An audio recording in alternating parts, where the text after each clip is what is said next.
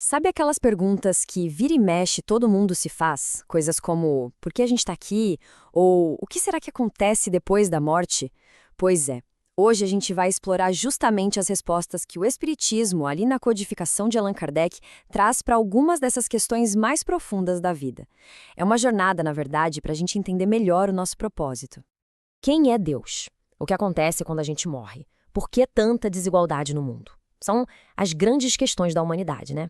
E o Espiritismo, ele não foge delas, não. Muito pelo contrário, ele encara essas perguntas de frente, buscando oferecer respostas que tenham lógica e que, ao mesmo tempo, tragam algum consolo. E tudo começa por aqui, pelo princípio de tudo: Deus. Mas olha, é bom já tirar da cabeça aquela imagem de um senhor de barba num trono. A visão espírita convida a gente a pensar em Deus de uma forma mais racional, sabe? Como a causa original de absolutamente tudo que existe. Essa definição aqui é a que abre o Livro dos Espíritos. Vamos pensar um pouco nela. Inteligência suprema. É como se fosse a força por trás da harmonia do universo, sabe? Desde a órbita de um planeta até a estrutura de uma molécula de DNA. E causa primária quer dizer que Deus é o ponto de partida, a origem que não precisou de uma outra origem antes dela. E essa ideia, que parece tão simples, é a base de todo o raciocínio. A crença em Deus, segundo a doutrina, não é só uma questão de fé cega. É uma conclusão lógica. Quando a gente para e observa a complexidade do mundo, de um simples átomo até uma galáxia inteira, a existência de uma causa inteligente por trás de tudo se torna uma dedução quase que inevitável. Certo, então se Deus é a causa, qual é o principal efeito? Somos nós. Vamos mergulhar agora no que o Espiritismo fala sobre a nossa verdadeira essência, o espírito que é imortal. A doutrina nos apresenta como seres triplos. A gente tem o corpo físico, que é a nossa ferramenta temporária. Tem o espírito, que é quem pensa, quem sente, a nossa essência imortal. E aí, conectando esses dois, existe o perispírito. Dá para pensar nele como uma espécie de interface, um corpo espiritual que guarda a nossa identidade e as nossas memórias, mesmo depois que o corpo físico se vai. Mas essa nossa essência, o espírito, não aparece do nada já pronta. O Espiritismo propõe uma jornada evolutiva, assim, fascinante. Tudo começa com o chamado princípio inteligente, que é tipo uma sementinha de consciência. Essa semente estagia primeiro no reino mineral, como se estivesse dormindo. Depois passa pelo reino vegetal, ainda meio adormecido. Nos animais, ela começa a sonhar, desenvolvendo os instintos. Até que, finalmente, no ser humano, essa consciência acorda de vez. E aí sim, surgem a razão, o livre-arbítrio e a responsabilidade pelos nossos atos. E aqui tem uma ideia muito poderosa. Todos os espíritos, sem exceção, partem do mesmo ponto. São criados simples e ignorantes. Ninguém sai na frente com vantagens. O destino final é o mesmo para todos, a perfeição. Mas o caminho? O caminho é construído pelo esforço de cada um, pelas escolhas que a gente faz ao longo de muitas e muitas vidas. Ok, mas como é que essa evolução acontece na prática? Qual é o mecanismo que permite todo esse progresso?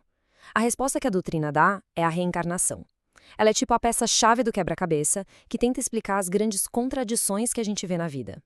Essa pergunta aqui talvez seja a mais difícil de todas. Por que alguns nascem em berço de ouro, com saúde, com tudo, e outros já chegam na miséria, com mil dificuldades? Como é que a gente concilia essa desigualdade toda com a ideia de um Deus que é justo e bom? É exatamente aí que a reencarnação entra como uma proposta de explicação. A perspectiva muda completamente o cenário. Se a gente olhar para uma única vida isolada, muitas dificuldades parecem mesmo uma crueldade aleatória, sem sentido. Agora, se a gente amplia o foco e pensa em múltiplas existências, os desafios ganham um novo significado. Eles podem ser vistos como consequências de coisas que fizemos no passado e, o mais importante, como oportunidades para a gente aprender e crescer. A ideia, no fundo, é que somos o resultado de nós mesmos.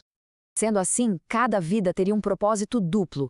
De um lado, a expiação, que é basicamente a chance de consertar os erros que a gente cometeu, e do outro, o progresso, que é a oportunidade de desenvolver novas virtudes, novos conhecimentos, através justamente dos desafios que a vida nos apresenta.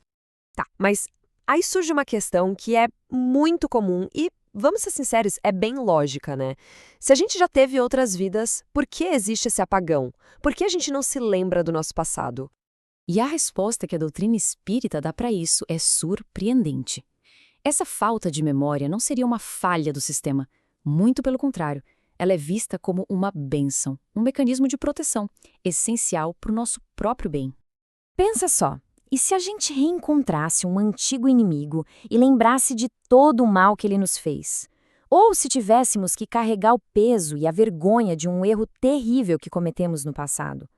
O esquecimento nos dá a chance de um recomeço de página em branco, sabe? Permite que a gente possa se reconciliar e progredir de uma forma muito mais genuína.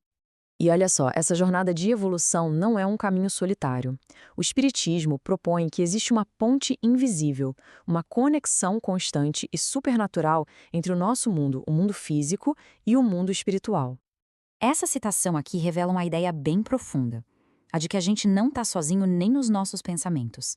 A doutrina afirma que estamos o tempo todo cercados por espíritos, tanto bons quanto os nem tão bons assim, que se conectam com a gente pela sintonia de pensamento, nos inspirando para o bem ou às vezes nos tentando ao erro. E essa sensibilidade, essa capacidade de sentir a influência dos espíritos, é o que se chama de mediunidade. A ideia é que isso não é um dom sobrenatural ou algo raro. Seria uma faculdade natural do ser humano, como a visão, a audição, que todo mundo tem, só que em graus diferentes. E no fim das contas, o que a gente percebe é que todos esses princípios trazem o foco de volta para nós mesmos. Se a vida é mesmo uma grande escola e cada existência é uma matéria, uma lição, a reflexão que fica é: se a gente olhar com atenção para os nossos desafios, nossos talentos, os relacionamentos que temos hoje, qual será que é a grande lição que a nossa vida atual está tentando ensinar?